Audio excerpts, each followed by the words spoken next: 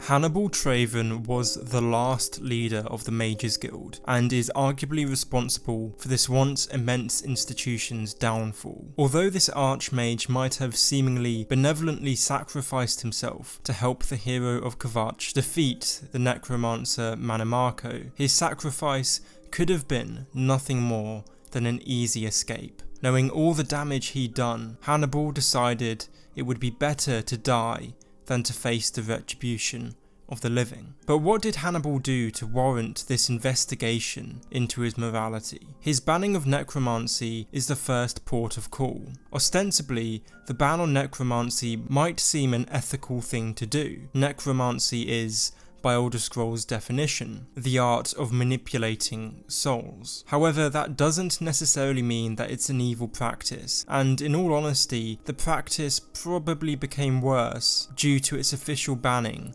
under the Arch-Mage. Necromancy, as practiced to the extreme by those such as the King of Worms, Mannimarco, is obviously immoral. Forcing souls to perpetually become your servants and tormenting them in the living plane is by no means something that should be allowed to take place. But that is a far cry from what most necromancers practiced in Tamriel. Within the Mages Guild, when necromancy was allowed, the manipulation of souls was small scale, temporary, and used most often to acquire information that allowed mages to defeat much more malevolent necromancers. Simply because some necromancers are evil does not warrant its banning, and if anything, necromancy became much more dangerous after Traven's ban. Without the Mages Guild to monitor necromancy legally, mages wanting to dabble into it were forced to the tutelage of those such as Mannimarco, who inducted them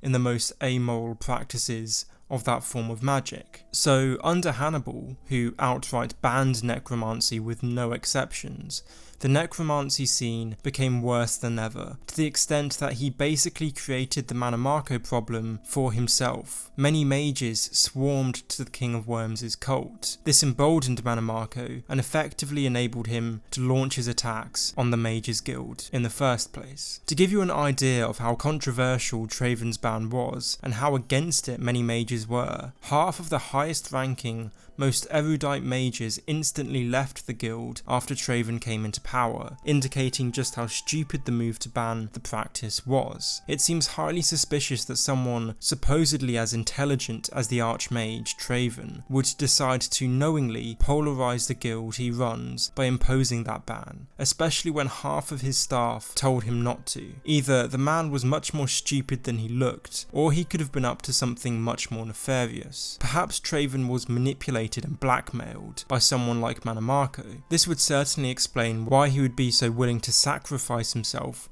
by trapping himself in the protagonist's soul gem to defeat Mannimarco. It was an easy way out of an awful situation. Moreover, Traven's pitfalls as Arch-Mage are made even clearer in light of how he dealt with the Oblivion crisis, because the Mages Guild literally did nothing under his direction. This is probably one of the greatest reasons the institution fell apart. Anti-mage sentiment, born initially from Mankar Cameron's actions, because he was obviously quite a famous mage, was compounded with the inactivity of the Mages Guild, which made it look pretty useless. Why on earth would Traven do nothing in a time of such crisis? Again, it's seriously suspicious, because although Mannimarco might have posed a sizable problem, the largest magical institution on the continent could have probably spared some manpower to help the Empire against Mehrunes Dagon and his vast armies. Again, I wouldn't be surprised if Traven was bribed or manipulated into being particularly divisive and a bad head of the Mages Guild. But none of this would amount to being able to label Hannibal Traven as evil. For him to be evil, he would have had to have done all of this intentionally to bring harm to others and the Mages Guild, which I don't believe that he did. So it might be more correct to say that evils were brought about by Traven's irresponsibility and stupidity, rather like a corrupt president unsuited to the job, who might not actually be evil, but is weak-willed, makes some serious mistakes and is open to bribery. However, equally, Traven might have simply been a victim of circumstance. Maybe he had a bad experience with necromancy when he was younger and therefore sought to ban the practice for completely ethical reasons. Or maybe he didn't do anything during the Oblivion Crisis because his hands were tied in some way that we don't know about. But to be honest, I think this man was rather stupid. He acted based on deontology with regards to necromancy's ethical status, without seriously considering the consequences. But no matter what view you take of his character, it was definitively his decision to ban necromancy that started the chain of events leading to the Mages Guild dissolution.